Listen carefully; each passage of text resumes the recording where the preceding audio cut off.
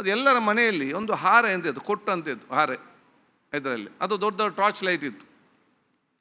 ಯಾಕೆ ದೊಡ್ಡ ದೊಡ್ಡ ಹಾರ ಇತ್ತು ಅಂತ ಹೇಳಿದರೆ, ಏನು ಹಾರ ಇಲ್ಲ ಅದಕ್ಕೆ ಹೇಳ್ತಾರೆ, ಕೊಟ್ಟಿಗೆ ಮಣ್ಣು ತೆಗೆಯೋದಕ್ಕೆ ಹಾರೆ ಕೊಟ್ಟತ್ತಾ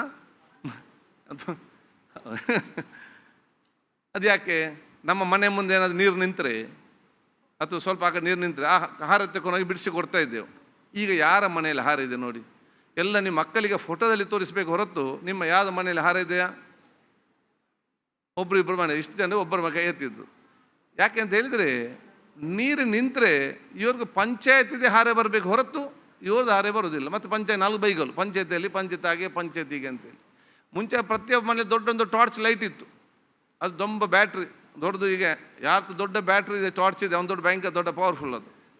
ಈಗ ಯಾರ ಮನೆಯಲ್ಲಿ ಒಂದು ದೊಡ್ಡ ಟಾರ್ಚ್ ಇದೆ? ಎಲ್ಲರೂ ಕೂಡ ಮೊಬೈಲ್ ಟಾರ್ಚಲ್ಲೇ ಸುಧಾರಿಸೋದಲ್ಲದೆ ಅವರ ಮನೆಯಲ್ಲಿ ಕರೆಕ್ಟ್ ಒಂದು ಟಾರ್ಚ್ ಯಾರ ಮನೆಯಲ್ಲಿ ಅದಿದೆಯಾ?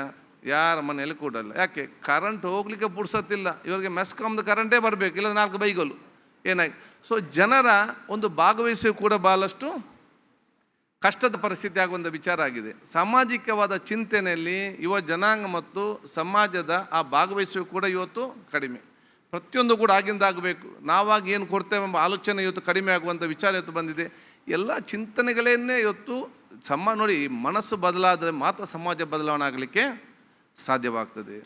ಸೊ ಇಂಥ ಕಾರ್ಯಕ್ರಮಗಳು ಖಂಡಿತವಾಗಿಯೂ ಜನರಿಗೆ ಒಂದು ಜನಜಾಗೃತಿ ಮೂಡಿಸಿ ಸಾಮಾಜಿಕವಾದ ಬದಲಾವಣೆ ತರಲಿಕ್ಕೆ ದೊಡ್ಡ ಮಟ್ಟದ ಒಂದು ಪ್ರೇರಣೆ ಆಗ್ತದೆ ಎಂಬ ವಿಶ್ವಾಸ ಇವತ್ತು ನಮಗೆಲ್ಲ ಇರಬೇಕು. ಅದು ಆಗ್ತದೆ ಅಂತ ಹೇಳಲಿಕ್ಕೆ ನಾನು ಇವತ್ತು ಬಯಸ್ತೇನೆ.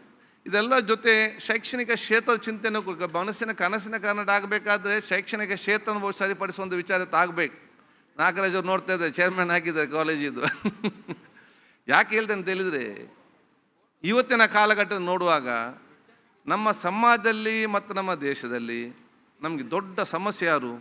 ಶಿಕ್ಷಣ ಪಡೆದಿದ್ದವರಲ್ಲ, ಶಿಕ್ಷಣ ಯಾರು ಜಾಸ್ತಿ ಪಡೆದಿದ್ದಾರೆ ಇವನ ಸಮಸ್ಯೆ ನಮಗೆ ಜಾಸ್ತಿ ಆಗೋದು ವಿಚಾರಕ್ಕೆ ಆಗಿದೆ. ಯಾರು ಜಾಸ್ತಿ ಶಿಕ್ಷಣ ಇದೆ ಇವನ ಪ್ರಾಬ್ಲಮ್ಮೇ ಇವತ್ತು ಜಾಸ್ತಿ. ಶಿಕ್ಷಣ ಕಡಿಮೆ ಇದೆ, ಅವ್ರ ಪ್ರಾಬ್ಲಮ್ ನಮಗೆ ಇವತ್ತು ಕಡಿಮೆ. ನೀವು ಹೈಯೆಸ್ಟ್ ಕರಪ್ಷನ್ ತೆಗೆದುಕೊಳ್ಳಿ, ಯಾರು ಹೈಯೆಸ್ಟ್ ಕಲ್ತಿದ್ದಾನೆ ಇವನ ಕರಪ್ಷನೇ ಹೈಯೆಸ್ಟ್. ಟೆರರಿಸ್ಟ್ ತಗೊಳ್ಳಿ, ಯಾರು ಜಾಸ್ತಿ ಕಲ್ತಿದ್ದಾನೆ ಇವನೇ ಇವತ್ತು ಟೆರರಿಸಮಲ್ಲಿ. ಕಮ್ಯುನಲ್ ತಗೊಳ್ಳಿ, ಯಾರು ಜಾಸ್ತಿ ಕಲ್ತಿದ್ದಾನೆ ಇವನೇ ಕಮ್ಯುನಲ್ ಆಗುವಂಥ ವಿಚಾರ. ಇವತ್ತು ಯಾರೆಲ್ಲ ಇವತ್ತು ಈ ಚೀಟಿಂಗ್ ನೋಡಿ, ಈ ಬಡವ್ರ ಪಾಪ ಶಿಕ್ಷಣ ಇಲ್ಲದವನು ಸಣ್ಣ ಸಣ್ಣ ಚೀಟಿಂಗ್, ಈ ಹೈಯೆಸ್ಟ್ ಶಿಕ್ಷಣ ಪಡೆದವನು ಚೀಟಿಂಗ್ ಅಂತ ಮಾಡ್ತಾನೆ ಅವನು ಆನ್ಲೈನ್ ಇದರಲ್ಲಿ ಅಂತೇಳಿ, ಹೈಯೆಸ್ಟ್ ಚೀಟಿಂಗ್ ಕೂಡ ಅವನೇ. ಸೊ ಇವತ್ತು ನಾವು ಯಾವ ಕಾಲಘಟ್ಟಕ್ಕೆ ಬಂದಿದ್ದೇವೆ ಅಂತ ಹೇಳಿದರೆ, ಯಾರು ಜಾಸ್ತಿ ಶಿಕ್ಷಣ ಪಡೆದಿದ್ದಾನೆ ಇವನ ಪ್ರಾಬ್ಲಮ್ ನಮಗೆ ಜಾಸ್ತಿ ಆಗಿಬಿಟ್ಟಿದೆ. ಆದ ಕಾರಣ ಇದೆಲ್ಲ ಯಾಕೆ ಅಂತ ನಾವೆಲ್ಲರೂ ಕೂಡ ಆತ್ಮಲೋಕನ ಇವತ್ತು ಮಾಡಿಕೊಳ್ಬೇಕಾಗ್ತದೆ. ಚರ್ಚೆ, ಈ ರೀತಿಯ ಒಂದು ಚರ್ಚೆ ಇವತ್ತು ಆಗಬೇಕು.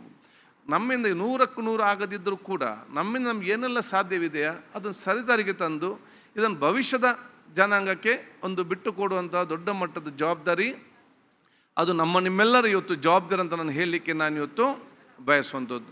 ನಮ್ಮ ಯುವ ಜನಾಂಗ ಮತ್ತು ವಿದ್ಯಾರ್ಥಿ ಸಮುದಾಯಕ್ಕೆ ಭಾರತ ದೇಶ ವಿಶ್ವದಲ್ಲಿ ಎಲ್ಲಿ ಹೋದರೂ ಕೂಡ ಸಿಕ್ಕಲಿಕ್ಕೆ ಸಾಧ್ಯವಿಲ್ಲ ಎಂಬ ಆತ್ಮವಿಶ್ವಾಸವನ್ನು ಬಹುಶಃ ನಾವು ಇವತ್ತು ಬರೆಸಲಿಕ್ಕೆ ಪ್ರಾರಂಭ ಮಾಡಬೇಕು ಸಣ್ಣದಿಂದಲೇ.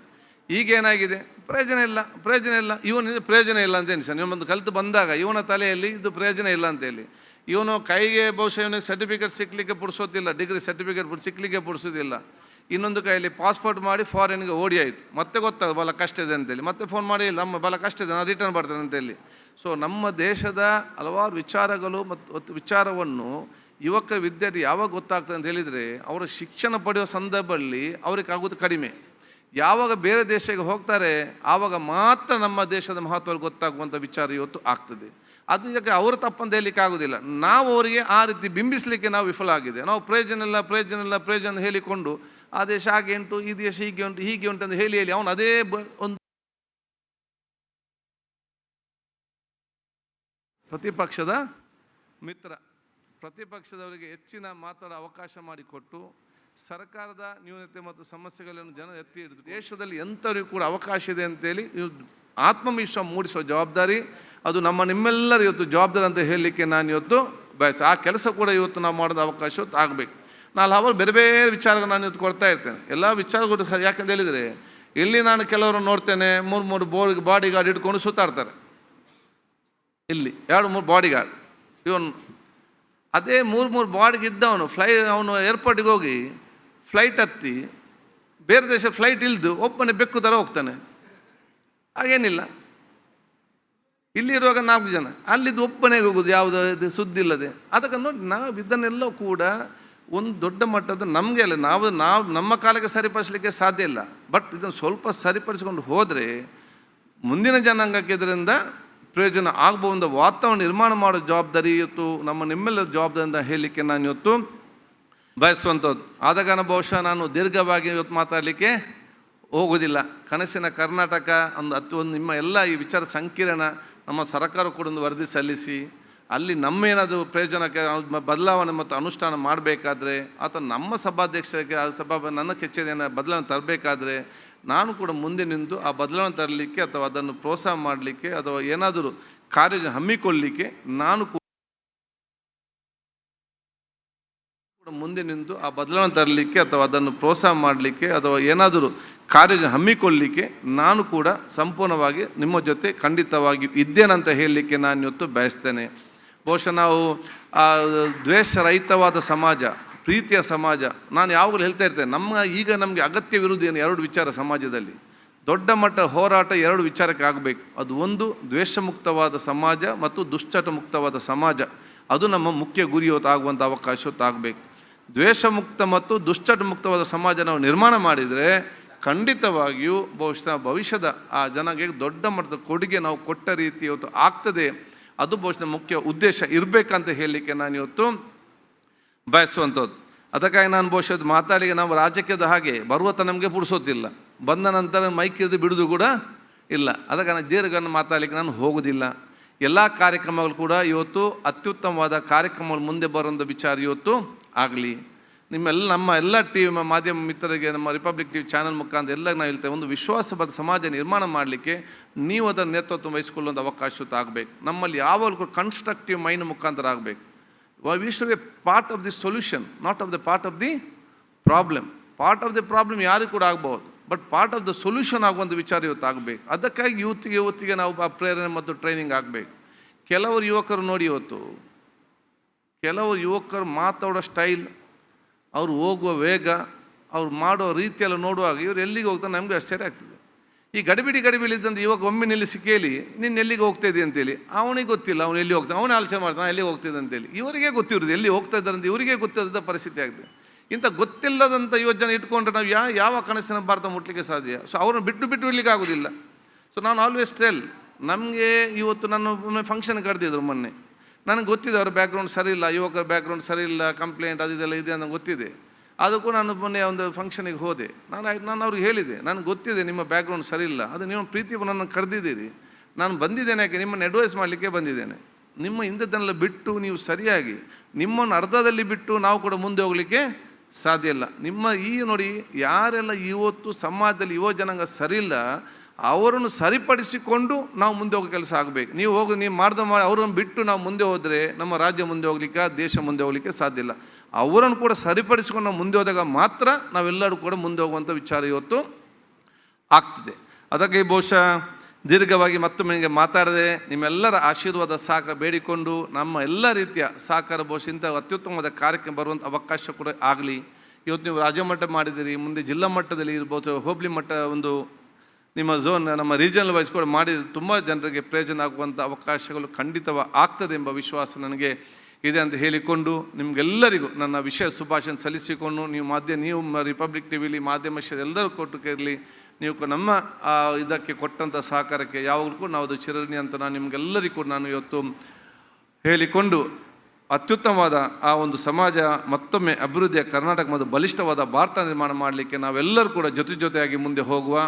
ನಾವು ಜೊತೆಯಾಗಿ ಮುಂದೆ ಹೋಗೋ ಸಂದರ್ಭದಲ್ಲಿ ಯಾರು ಹಿಂದೆ ಉಳಿದಿದ್ದಾರೆ ಅವರ ಕೈ ಹಿಡಿದು ಮುಂದೆ ತೆಕ್ಕೊಂಡು ಜವಾಬ್ದಾರಿ ನಾವು ಇವತ್ತು ಹಮ್ಮಿಕೊಳ್ಳುವಂತ ನಾನು ಹೇಳಿಕೊಳ್ಳುತ್ತಾ, ನಾನು ಬಹುಶಃ ಮುಗಿಸುವ ಮುಂಚೆ ಸಡನ್ನಾಗಿ ನನ್ನ ನೆನಪಾಯಿತು.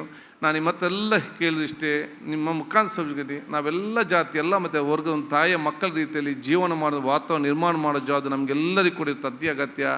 ನಾವೆಲ್ಲರಿಗೂ ಕೂಡ ಹೇಳಬೇಕಾಗ್ತದೆ, ದೇವರೊಬ್ಬನೇ ಇರುವಂಥದ್ದು. ಭಾಳ ಸ್ಪಷ್ಟವಾಗಿ ಇವತ್ತು ಇರುವಂಥ ವಿಚಾರ, ದೇವರು ಒಬ್ಬನೇ, ಅದರಿಂದ ಡೌಟ್ ಇಲ್ಲ. ಯಾಕೆಂತ ಹೇಳಿದರೆ ನನ್ನ ಕ್ಷೇತ್ರದಲ್ಲಿ ಹೇಳ್ತಾ ಇರ್ತಾನೆ ಹೋದ ಕಡೆ, ನಾನು ಹುಟ್ಟುವಾಗ ನನ್ನ ಮನೆಯವರಿಗೆ ಮತ್ತು ಕುಟುಂಬಸ್ಥರಿಗೆ 1 ಪಾಯಿಂಟ್ ಪ್ರೋಗ್ರಾಮ್ ಏನು, ತಾಯಿ ಬದುಕಬೇಕು ಮತ್ತು ಮಗು ಬದುಕಬೇಕು, ಅದು ಬಿಟ್ಟು ಬೇರೆ ಯಾವುದು ಕೂಡ ಇಲ್ಲ. ಅದು ಎಲ್ಲ ಜಾತಿ ಧರ್ಮದ ಕುಟುಂಬಸ್ಥರಿಗೆ ಕೂಡ ತಾಯಿ ಮತ್ತು ಮಗು ಬದುಕಬೇಕು ಹೊರತು ಯಾವ ಜಾತಿಯ ಆಸ್ಪತ್ರೆ, ಯಾವ ಧರ್ಮದ ಡಾಕ್ಟ್ರು, ಎಲ್ಲಿ ಯಾವ ನರ್ಸ್, ಇದನ್ನು ಯಾರಿಗೂ, ಯಾವ ಆ್ಯಂಬುಲೆನ್ಸ್ ಡ್ರೈವರ್ನ ಯಾರಿಗೂ ನೋಡೋದಿಲ್ಲ.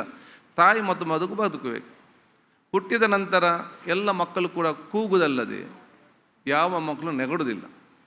ಬೇರೆ ಬೇರೆ ದೇವರಿದ್ದರೆ ಬೇರೆ ಬೇರೆ ಶಬ್ದ ಮಾಡ್ತಿದ್ರು, ಕೆಲವು ನೆಗಡ್ತಿದ್ರು, ಕೆಲವು ಕೂಗ್ತಿದ್ರು, ಕೆಲವು ಬೇರೆ ಶಬ್ದ ಅಂತ ಮಾಡುವ ಒಂದು ವಿಚಾರ ಇತ್ತು ಬೇರೆ ಬೇರೆ ದೇವರಿರ್ತಿದ್ರೆ. ಇನ್ನು ಆಕಾರದಲ್ಲಿ ಕೂಡ ಯಾವುದು ವ್ಯತ್ಯಾಸ ಇಲ್ಲ. ಬೇರೆ ಬೇರೆ ದೇವರಿರ್ತಿದ್ರೆ ಬೇರೆ ಬೇರೆ ಆಕಾರ ಕೊಡ್ತಿದ್ರಲ್ಲ, ಕಿವಿಯನ್ನು ಹಿಂದೆ ಕೊಡ್ತಿದ್ರು, ಮೂಗನ್ನು ಸೈಡಲ್ಲಿ ಕೊಡೋ ಒಂದು ವಿಚಾರ ಇತ್ತು. ಎಲ್ಲಿ ಕೂಡ ಬೇರೆ ಬೇರೆ ಆಕಾರದಲ್ಲಿ ಕೂಡ ಒಂದೇ ಇರ್ತದೆ.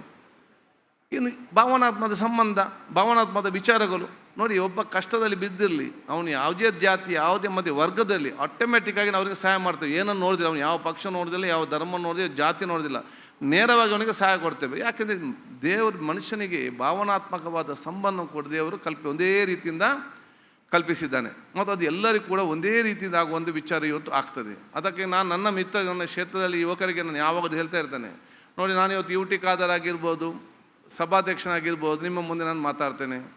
ನಾನು ಇಲ್ಲಿಂದ ನನ್ನ ಮನೆಗೆ ಹೋಗುವಾಗ ನನಗೇನಾದ್ರು ಹೆಚ್ಚು ಕಮ್ಮಿ ಆದರೆ ನೀವು ಯಾರು ಕೂಡ ನನ್ನ ಮನೆಗೆ ಬಂದು UT ಖಾದರ್ ಇದ್ದಾರಾ, MLA ಇದ್ದಾರಾ, ಮಂತ್ರಿ ಇದ್ದಾರೆ, ಸಭಾಧ್ಯಕ್ಷ ಅಂತ ನೀವು ಯಾರು ಕೂಡ ಕೇಳುವುದಿಲ್ಲ.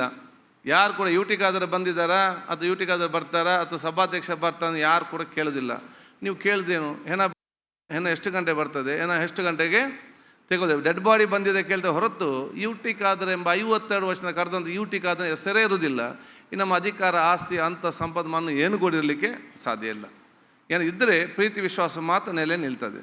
ಮತ್ತು ಇದು ನನಗೆ ಒಬ್ಬನಿಗ, ಎಲ್ಲ ಜಾತಿ ವರ್ಗದವರು ಕೂಡ ಬಹುಶಃ ನಮ್ಮ ಜೀವ ಹೋದ ತಕ್ಷಣ ನಾವೆಲ್ಲರೂ ಕೂಡ ಝೀರೋ, ಎಲ್ಲರೂ ಕೂಡ ಹೆಣವಾಗ್ತೇವೆ, ಎಲ್ಲರೂ ಕೂಡ ಡೆಡ್ ಬಾಡಿ ಆಗ್ತೇವೆ. ಯಾವ ಜಾತಿ ಧರ್ಮ ಹೆಸರು ಕೂಡ ಬರೋದಿಲ್ಲ.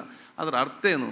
ದೇವರ ಮುಂದೆ ಎಲ್ಲರೂ ಕೂಡ ಸಮಾನರಂತೇಳಿ ಬಹಳ ಸ್ಪಷ್ಟವಾದ ಸಂದೇಶ ನಮ್ಮ ಕಣ್ಣ ಮುಂದೆ ನಮಗೆ ಇವತ್ತು ಕಾಣ ಸಿಕ್ಕುವಂಥ ಅವಕಾಶ ಇವತ್ತು ಆಗ್ತದೆ.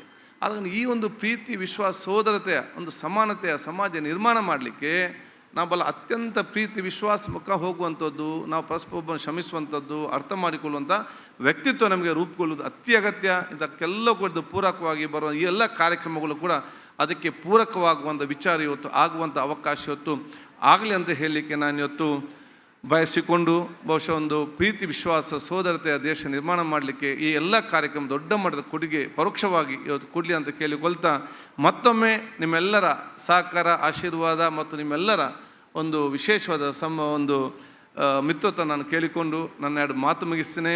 ಜೈ ಹಿಂದ್, ಜೈ ಕರ್ನಾಟಕ. ಕನ್ನಡ ಅರ್ಥ ಆಯ್ತಾ? ಹೌದು. ಕನ್ನಡ ಅರ್ಥ ಆಗ್ತದಾ? ಅಸೆಂಬ್ಲಿಯಲ್ಲಿ ಕೆಲವರಿಗೆ ಅರ್ಥ ಆಗೋದಿಲ್ಲ, ಅದಕ್ಕೆ